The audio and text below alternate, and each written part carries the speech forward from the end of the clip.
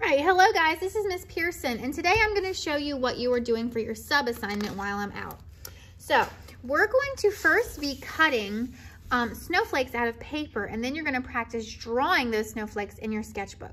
So I think this will be a really fun activity, and it's something that you can use outside of school too. Like for me and my kids at home, we like to cut these out and then string them in our house. I am actually going to use you guys's to decorate my door. So it's a really fun activity, and every single time you do it is a little bit different.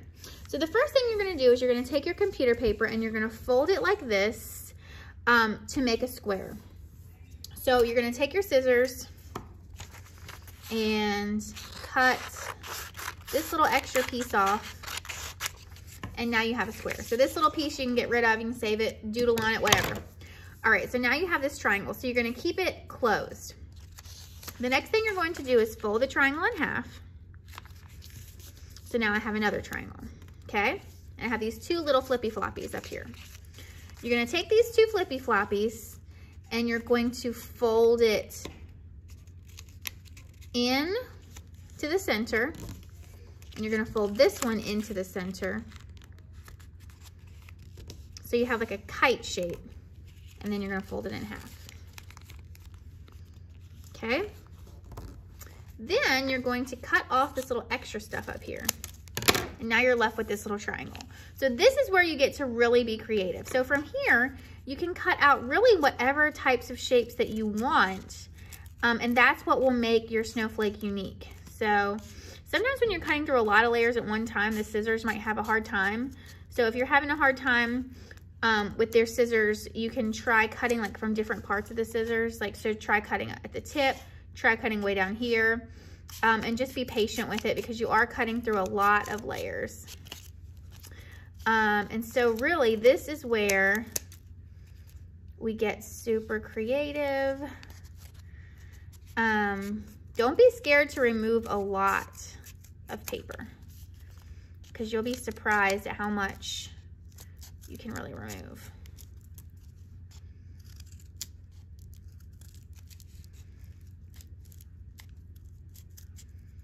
Have fun with this part.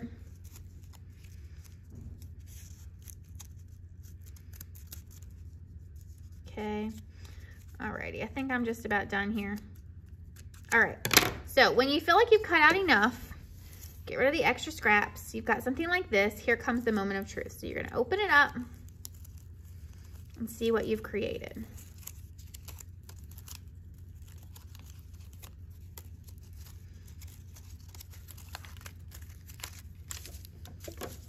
And this is kind of where you have your ooh, ah moment. You can admire it. Looks super cool. So I love that one. I'm gonna show you, I'm gonna do one more for you. And then after I do that, I'm gonna show you the next step. So there's my first one. Let's do another one. And I'm gonna fold this one a little bit differently, just to kind of show you a different option. So again, you start with your paper. You're gonna fold it into a square. Cut off the extra. Okay, fold this in half so you get a smaller triangle. And then just for a little bit of a variation from the last one, remember last time we folded it like halfway straight up? This time I'm gonna fold it past halfway. And then I'm gonna fold this over. So you can do either of these ways you like. And then I'm going to trim this stuff off the top. And then again, here we go.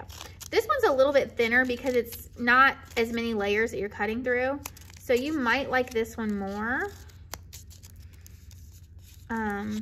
If you had a really hard time cutting through so many layers last time.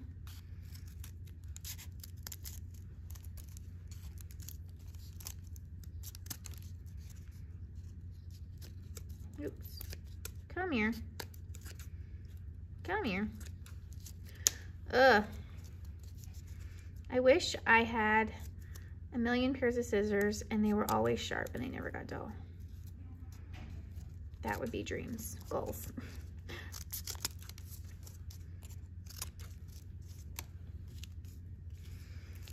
Don't be scared to remove a lot. So you guys have heard this saying that snowflakes, every snowflake is different, and I think that's actually like true.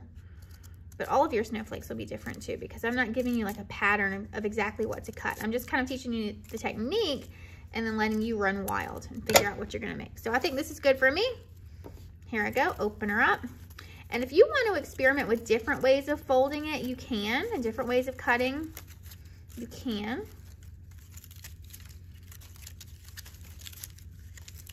And there we go.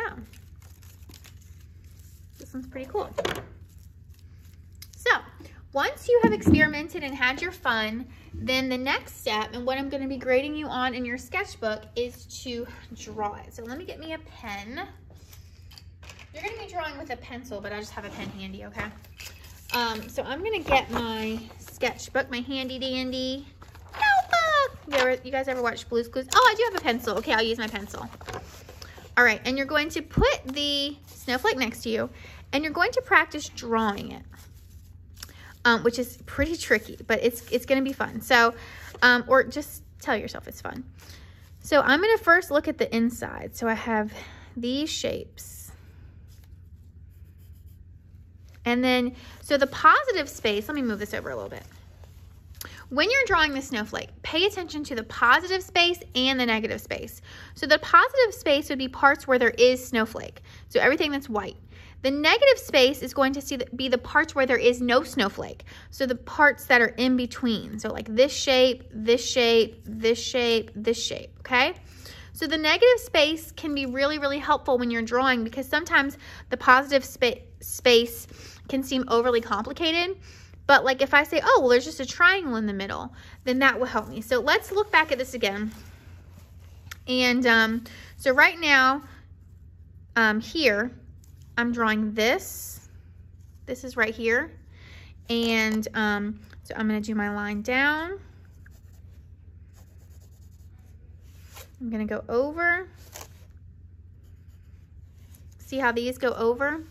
And then I'm going to go down. And then see, I have this triangle here. I'm going to use that negative space, and the triangle comes up to here.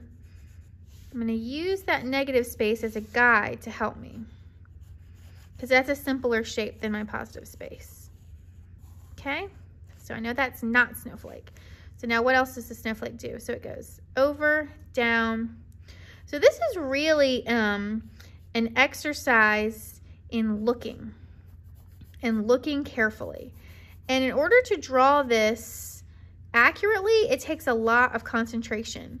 And what may happen as you work your way around the snowflake is you might get to a part where, see, I'm right here now, so I just drew this.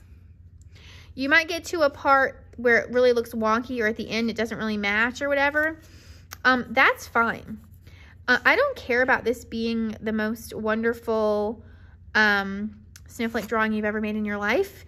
I care that you're taking the time to look at the actual shapes and trying to mimic the shapes rather than just, you know, because like if I told you, hey, students, draw a snowflake, what you guys would all do on your paper is this.